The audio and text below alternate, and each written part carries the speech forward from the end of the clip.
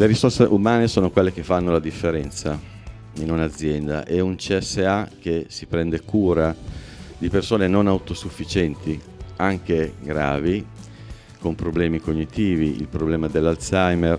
Veramente le risorse umane sono le cose più importanti che ci sono nelle nostre strutture.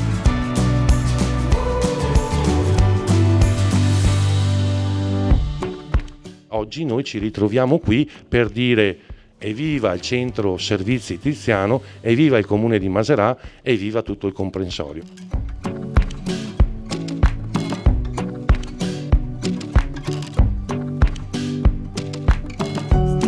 Come rappresentante delle istituzioni, ma soprattutto anche come cittadino, sono contento quando vedo un sindaco e un'amministrazione che danno risposte effettive.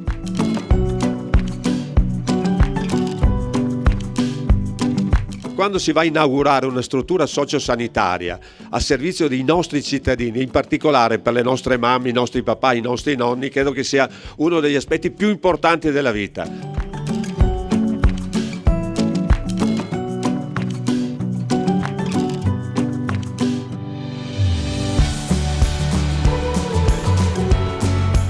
Oggi qui si apre un centro importante soprattutto per gli ospiti che ci saranno qui, che rappresentano i nostri genitori, le mamme, i papà, i nonni. Potrà riprendere, io credo, questo cammino, un tassello per riprendere questo cammino che mette al centro la persona. Oggi abbiamo un esempio di una struttura realizzata, di un tassello che è stato posto. E allora per questo tantissimi complimenti per questa struttura che va a servire il nostro territorio.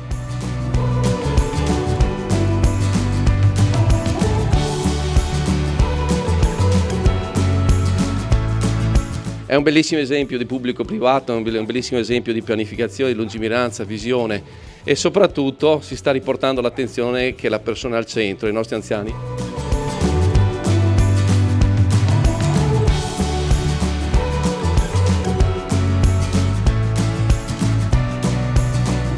Molto bello questa frase che si legge: ci prendiamo cura delle persone. Prendersi cura delle persone è un atto d'amore, un gesto d'amore che si ricollega al primo gesto d'amore, che è quello della nascita. Siamo riusciti a lavorare molto bene mettendo le capacità, le competenze, la passione sia della parte pubblica che della parte privata, ecco, al servizio di un obiettivo che è quello che è scritto lì: prendersi cura delle persone.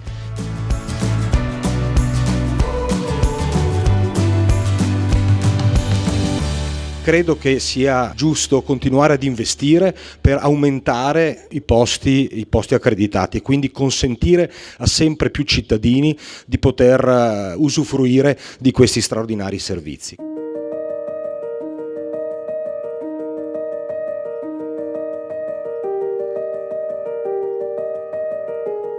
La prima volta che sono venuto qui, la cosa che ho visto era un tramonto, la campagna, i Colli Euganei. Per chi ha più di 80 anni, la cosa più bella che può osservare dalla sua stanza è l'ambiente.